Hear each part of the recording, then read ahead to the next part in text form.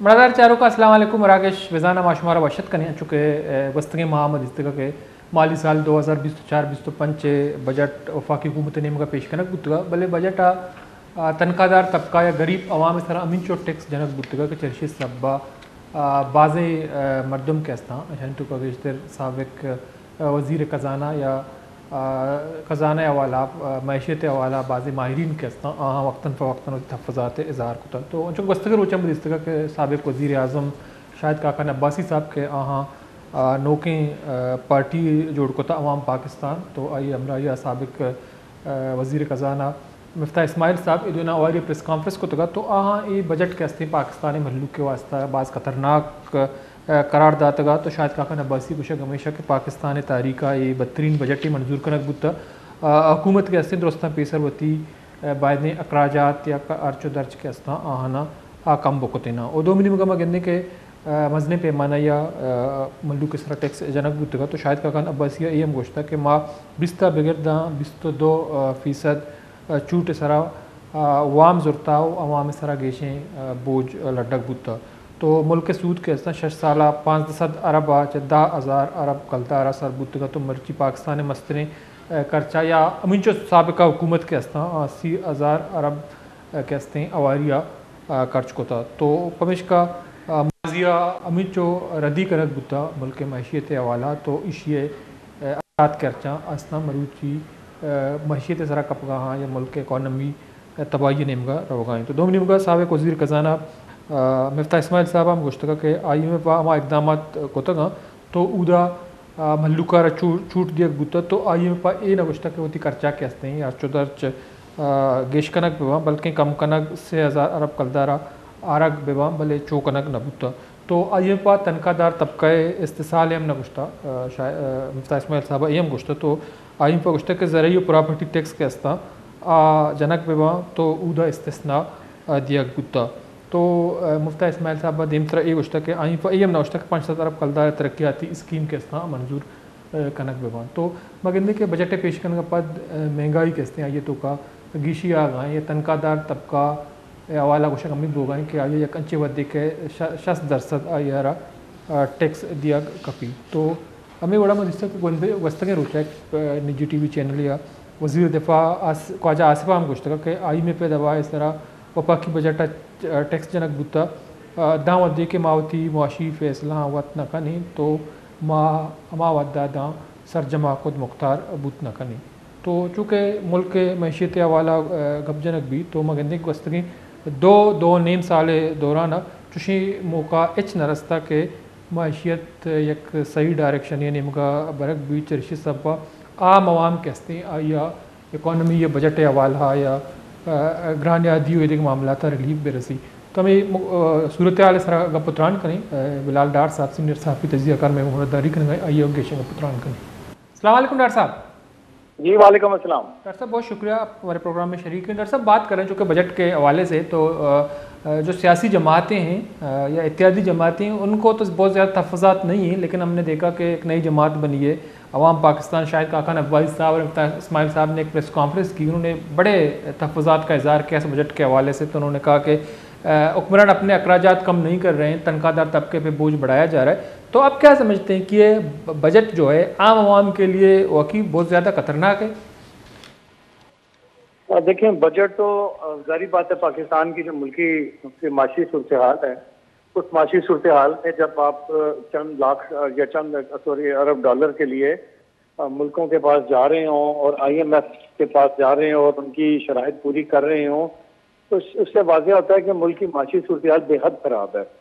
ये सवाल या ये तनकीद बिल्कुल जायज़ है कि हुकूमत को अपने अखराजात में कमी लानी चाहिए क्योंकि जब आप आवाम से ही हर बार मांगते हैं कुर्बानी और अब हम आवाम से ही ये कहते हैं कि हम घास खा लेंगे पेट पे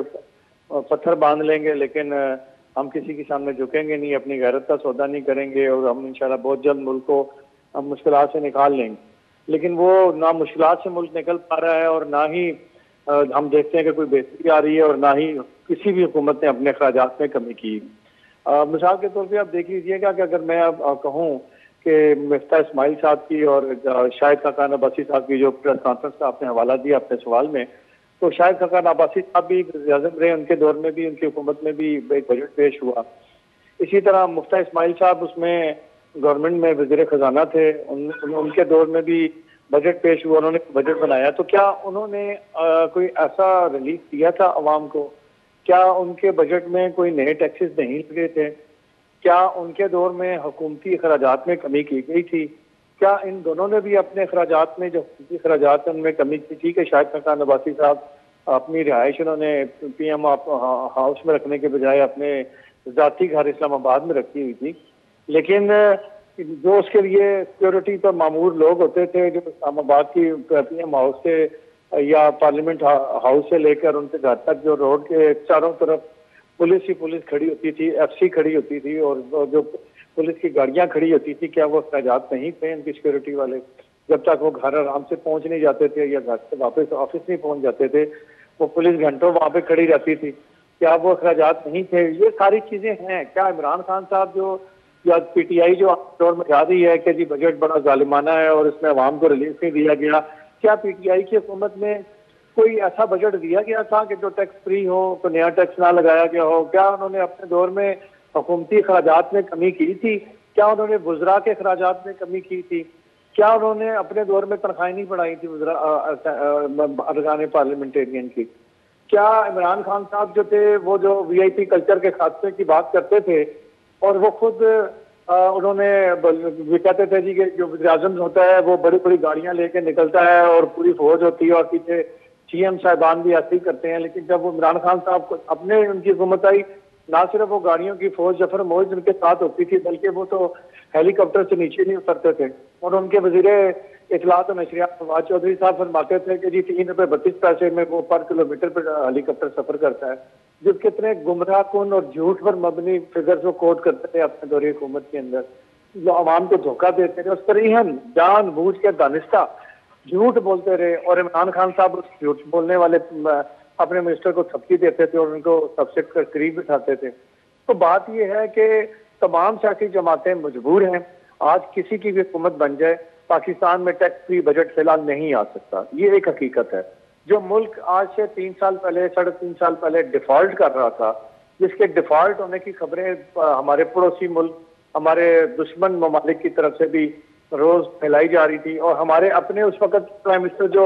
इमरान खान साहब प्राइम मिनिस्टर थे, वो जब दुबई गए, जब वो चाइना गए या मलेशिया गए या तुर्की गए, तो वो जाके वहां क्या तकरीरें करते थे कि पाकिस्तान तो डिफॉल्ट होने जा रहा है। तो जो एक डिफॉल्ट खुदा ना खास्ता जो हम उस सूरत हाल में थे, आज हम ये देखते हैं कि हम उस डिफॉल्ट वाली कहीं से कोई आवाज नहीं आ रही खुदा ना खास्ता कि हम डिफॉल्ट होने वाले हैं। आज सूरत हाल बेहतर हो रही है। इमरान खान साहब के दौर में 0% फॉरेन इन्वेस्टमेंट आई पाकिस्तान के अंदर, लेकिन अब अल्हम्दुलिल्लाह फॉरेन इन्वेस्टमेंट के बहुत अच्छे एग्रीमेंट्स हो चुके हैं और फॉरेन इन्वेस्टमेंट आ रही है। CPEC को भी उसको डबल किया जा रहा है और बहुत सारे प्रोजेक्ट आ रहे हैं। तो हम ये देखते हैं कि दिन ब दिन बेहतरी आ रही है, लेकिन इस वक्त जो फिलहाल जो पोजीशन है वो बहुत मुश्किल है, और इस पोजीशन के अंदर ये मुश्किल तरीन बजट है और इसमें यकीनन आवाम के लिए बड़ी मुश्किलात हैं। खास तौर पे जो आवाम की ज्यादा इस वक्त परेशानी की वजह है वो है ये जो बिजली के बिलों का जालिमाना बिजली के टैरिफ मुतारिफ कराए गए हैं कि 200 कम तक यूनिट का टैरिफ बिल जो है वो एस्टिमेटेड तकरीबन को 3-3.5 हज़ार रुपया होगा, लेकिन अगर 2001 यूनिट हो गए तो वो 2300-2400 रुपये वाला जो है ना, वो 200 से कम यूनिट पे बिल, वो उसमें 6,000 रुपये ऐड हो जाएगा, यानी कि 10,000 के करीब बन जाएगा। तो ये जालिमाना टैरिफ है। और इसके बाद उस पर एक और जालिमाना बात ये है कि अगर आपका 201 यूनिट का बिल आ गया तो अगले 6 माह आप चाहे 200 से कम यूनिट इस्तेमाल करें, लेकिन आपको 201 यूनिट वाला ही टैरिफ दूसरे वो स्लैब का बिल देना पड़ेगा। यानी हर माह आपको इजाफी 6,000 रुपये का बिल देना पड़ेगा। यानी वो 6,000 रुपये जो बिजली आपने इस्तेमाल ही नहीं की, तो उसका 6,000 रुपये आपको अदा करना पड़ेगा। ये बहुत जालिमाना और गैर मुनसिफाना, और मैं समझता हूँ ये इंसानी हकूक की खिलाफ वर्जी है कि लोग जो आगे भूख नंग में बड़ी मुश्किल सूरत हाल में गुजारा कर रहे हैं, उनको अगर ये इतने बिजली के बिलों में इतना सख्त जो टैरिफ लगाए गए हैं, ये एक और बड़ा जुल्म होगा। तो लिहाजा मैं ये समझता हूँ कि हुकूमत को इस मामले पर बड़ा संजीदगी से गौर करना चाहिए। ये अगर बिजली के बिलों के मामले में अब आप देख रहे हैं कि पंजाब के मुख्तलिफ शहरों में लोगों ने इस बिजली के सालाना टैरिफ के खिलाफ एहतजाजी मुजाहरे शुरू कर दिए हैं। ये बात जरा नोट करने वाली है कि इस बजट के हवाले से अभी तक पब्लिकली किसी अवाम ने किसी जगह कोई एहतजाज नहीं किया सड़कों पे आकर, लेकिन अवाम का एहतजाज शुरू हुआ है बिजली के जालिमाना निर्खों के खिलाफ। और ये वो लोग अभी तक एहतजाज कर रहे हैं जो किसी पार्टी के रुकन नहीं है, ना किसी पार्टी का झंडा उठा के एहतजाज कर रहे हैं। अगर हुकूमत ने, मैं ये समझता हूँ कि ये बिजली के जालिमाना टैरिफ, ये स्लैब सिस्टम को वापस ना लिया तो ये बहुत बड़ी ये मुश्किलात खड़ी कर देगा, क्योंकि अभी तक अपोजिशन की तहरीक अभी तक नाकाम तहरीक साबित हुई है। वो कोई बड़ा शो करने में कामयाब नहीं हुई, उनके साथ अवाम बाहर सड़कों पर नहीं निकली। लेकिन ये जो बिजली के सताए हुए बिलों के लोग हैं, ये लोग फिर कल कला को ये जाके अपोजिशन के साथ जुड़ने के लिए मजबूर हो जाएंगे और ये किसी भी अपोजिशन लीडर की कॉल के ऊपर सड़कों पे आ जाएंगे, तो हुकूमत के लिए मुश्किलात पैदा कर देंगे। लिहाजा हुकूमत को इस हवाले से फिल फोर कोई एक्शन लेना होगा और ये बिजली के जालिमाना बिलों को वापस लेना होगा। लेकिन डॉक्टर साहब, हम ये भी देख रहे हैं कि जो ये भी कहा जा रहा है, कल शायद काका नवाजी साहब ने भी कहा और मिफ्ता इस्माइल साहब ने भी कहा कि जो टैक्सेस हैं, जो इजाफी बोझ हैं, वो तनख्वाहदार तबके पे डाले जा रहे हैं। तो उन्होंने ये भी कहा कि IMF ने ये नहीं कहा है कि तनख्वाहदार तबके का इस तरह से इस्तेसाल किया जाए। तो टैक्सेस जो हैं तनख्वाहदार तबके या गरीब आवाम पे लग रहे हैं, लेकिन जो हमारे पार्लियामेंटेरियंस हैं या वज़रा हैं और जो सनतकार हैं, क्या इसको भी इस्तिस्ना हासिल है और टैक्स नहीं देंगे, या उसको टैक्स से इस्तिस्ना हासिल है? इसकी क्या वजह है कि उन पे जो है उनकी तरफ से कोई परेशानी सामने नहीं रखे, उनको टैक्स देना नहीं पड़ेगा, सिर्फ तनख्वाहदार और गरीब तबका को देना पड़ेगा? नहीं, देखें, जो वज़रा हैं, वज़रा तो तनख्वाह भी नहीं देते। वफाकी वज़रा इस वक्त पाकिस्तान की जो वफाकी हुकूमत है उसके काबीना के मेंबरान कोई तनख्वाह नहीं देते। जो हुकूमत बार बार ये ऐलान भी कर रही है और वज़ीर ख़ज़ाना ने पिछले दिनों अभी 2 दिन पहले जो प्रेस कॉन्फ्रेंस की उसमें भी फिर उन्होंने ये ऐलान किया कि वफाकी वज़रा तनख्वाह नहीं लेते। तो लेकिन जो लोग तनख्वाह ले रहे हैं, जो मेंबरान हैं, उनके ऊपर भी टैक्स लागू होता है और उनको टैक्स देना पड़ता है। लेकिन ये और बात है कि शायद उनके पास पैसे ज्यादा हैं और उनको इतना टैक्स देते कोई परेशानी नहीं, क्योंकि हमारी असम्बलियों में तो ये है कि ज्यादातर सरदार नवाब और वडेरे या बिजनेस जो टाइकून हैं वही लोग हमारी असम्बलियों में हैं, और मुतवसत तबके का की नुमाइंदगी हमारी असम्बलियों में, हमारी पार्लियामेंट में बिल्कुल नहीं है, बल्कि वो आटे में नमक के बराबर में नहीं है। अगर कहीं है तो वो समझे कोट के मुंह में जीरे का दाना, उसके बराबर है। तो हम गरीब लोगों को तो कभी, मिडिल क्लास को भी यहाँ टिकट मिलता और टिकट मिल जाए तो इलेक्शन नहीं जीत सकता। हमारा सिस्टम भी इतना खराब है। तो लेकिन ये है कि टैक्स तो सबको देना पड़ेगा। लेकिन जो लोग आज ये तनकीद करते हैं कि IMF ने ये नहीं कहा कि तनख्वाह पर तबका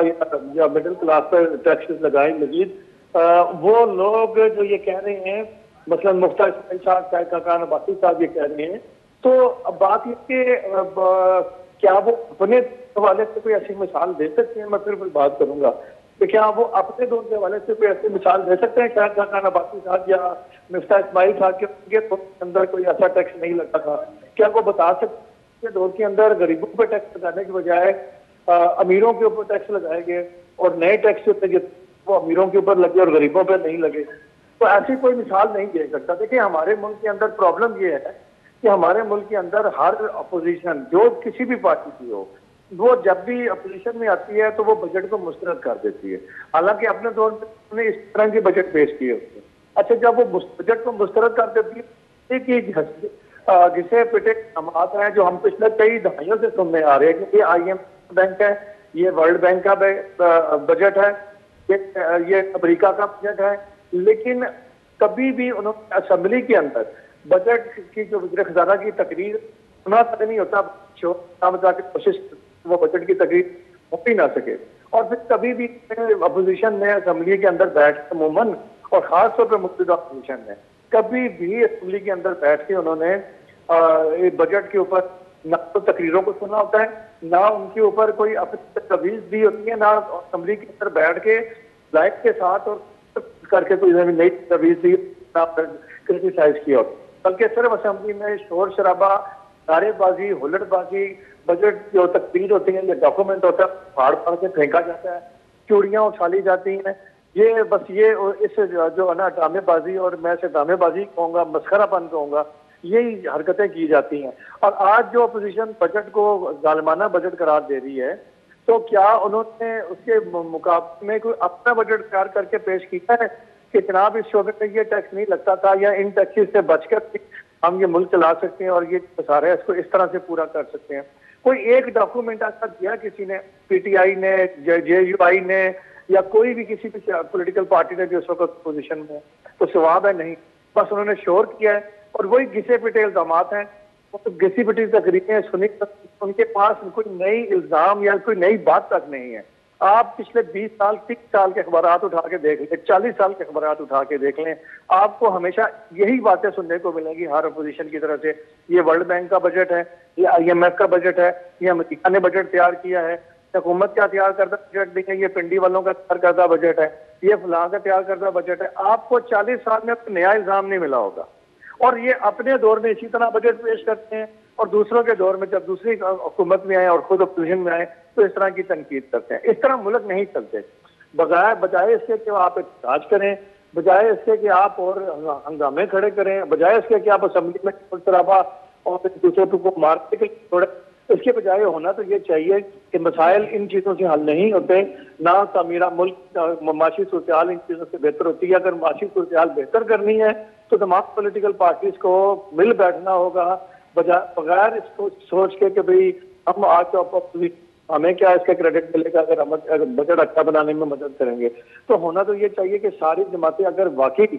मुल्क और कौम दोनों के साथ मुखलिस है, जिनका नाम वो हर तकरीर में इस्तेमाल करते हैं अपने जाती मफादात के असूल के लिए, जो जलसे जुलूस करते हैं या तोड़ फोड़ या हुकूमतें कराने की बात करते कहते हैं मुल्क के लिए, अवाम के लिए हम ये कर रहे हैं, लेकिन दर हकीकत तो अपने लिए कर रहे होते हैं। तो अगर वो हकीकत में अवाम और मुल्क के साथ मुखलिस हैं तो हुकूमत के साथ बैठें, बैठ के हुकूमत के साथ आप हुकूमत और बैठे और बैठ के इन तमाम मसाइल को हल करने की तरफ कोई प्लानिंग करें, कोई डॉक्यूमेंट बनाए, ज़ाब्ता अखलाक बनाए, कोई नया जो है वो मिसाके जमहूरियत में कुछ करें। वरना इस तरह तो मुजाहरों धरनों से और हुकूमतें तोड़ने के और नए इंतखाबात करने के मुतालबात जो हैं, ये सुनते सुनते तो मेरा बचपन से लेके अब मैं उम्र के हिस्से में आ गया हूँ कि मैं परेशान हो गया हूँ कि पिछले 40-50 साल से यही हम सुनते आ रहे हैं, ये देखते आ रहे हैं कि जी हमें ये इलेक्शन मंजूर नहीं है, ये धांधली वाला इलेक्शन था, ये मैनेज किया गया इलेक्शन था, नया इलेक्शन कराएं, मौजूदा हुकूमत के पास मैंडेट नहीं है, आप नए इंतखाबात कराएं, साफ शफाफ कराएं, अगर हुकूमत के पास नए इंतखाबात कराने में क्या हर जगह भेज दी जाएगी। ये बातें सुन के मैं तो सच्ची बात कर गया हूँ। और ये बातें करने वाले मुल्क कौम का नाम खुदा के लिए इस्तेमाल करना बंद करें। अगर वो मुल्क कौम के लिए करना चाहते हैं, ये बातें करते हैं, तो फिर सबसे पहले वो हुकूमतों के साथ बैठें, हुकूमत भी उनके साथ बैठे बड़ा दिल करके, और बैठ के इन मसाइल से, इन परेशानी से निकलने के लिए रास्ते तलाश करें। अब तक ये सारे एक जगह पे नहीं बैठेंगे, इस मुल्क में कभी इस्तेकाम नहीं आएगा। और जिस मुल्क में सियासी इस्तेकाम नहीं आता वहाँ माशी इस्तेकाम भी नहीं आता। और डे बाई डे हम जिस सूरत पे पहुंच चुके हैं, खुदा न खासा हम इससे भी नीचे चले जाएंगे और हम किसी खुदा न खासा सानिया का हमें सामना करना पड़ सकता है। इस वक्त भी, कल भी मुल्क टूटा था तो इल्जामात एक दूसरे पे लगाए गए। खुदा न खासा आज फिर कोई सानिया हुआ तो ये सियासतदान आज फिर एक दूसरे पे इल्जामात लगाएंगे और अवाम और मुल्क कौम का नाम इस्तेमाल करेंगे। तो अवाम को चाहिए कि अब वो ये बातें, ये तकरीरें सुनना छोड़ दें, इन बातों को रद्द कर दें, ऐसे लीडरों को रद्द कर दें और उन लीडरों से पूछें कि 50 साल से 70 साल से हम यही देखते आए हैं, अब खुदा के लिए ये ड्रामेबाजी बंद करो और अब बिल बैठ के हुकूमत और अपोजिशन को ही रास्ते तलाश करो और सर जोड़ के बैठो। और जो लीडर ऐसी बात करे उसको अवाम को चाहिए कि उसे मुस्तरद कर दे, बहुत बुरी तरीके से मुस्तरद कर दे, वरना अवाम की सूरत हाल कभी भी नहीं बदलेगी। इस मुल्क में महंगाई फिर इसी तरह बढ़ती चली जाएगी, कम नहीं होगी। जी बहुत बहुत शुक्रिया डॉक्टर साहब टाइम निकालना प्रोग्राम में शरीक मदद जर को बिला डॉक्टर सीनियर साहब तजगियाकार का पुत्रान करका विषय हमेशा के सियासी जमात के स्थान तो का रवैयन तो का तब्दीली आ रही है। 2 महीने मगर बजट के हवाला में गिनने के बाज़ सियासी जमात के स्थान हुकूमत इत्यादी जमात ये थोड़े तहफ़्फ़ुज़ात या खदशात में, चूँकि शाहिद काकान अब्बास साहब और मुफ्ता इस्माइल साहब दुए नून लीग मरकज़ी रहनुमा बुतगा, नून लीग दौरा वज़ीर ख़जाना और वज़ीर आज़म और सरा फ़ायज़ बुतगा, तो यक्के काबीना के हस्ते कार को था वज़ीर आज़म बुतगा काकान अब्बासी साहब, शाहिद काकान अब्बास साहब और मुफ्ता इस्माइल साहब वज़ीर ख़जाना। भले मगर के पार्टियों को तहफ़्फ़ुज़ात बुतगा नौके पार्टियों पाकिस्तान नामा जोड़ को था, तो गस्त के रोचा ये बजट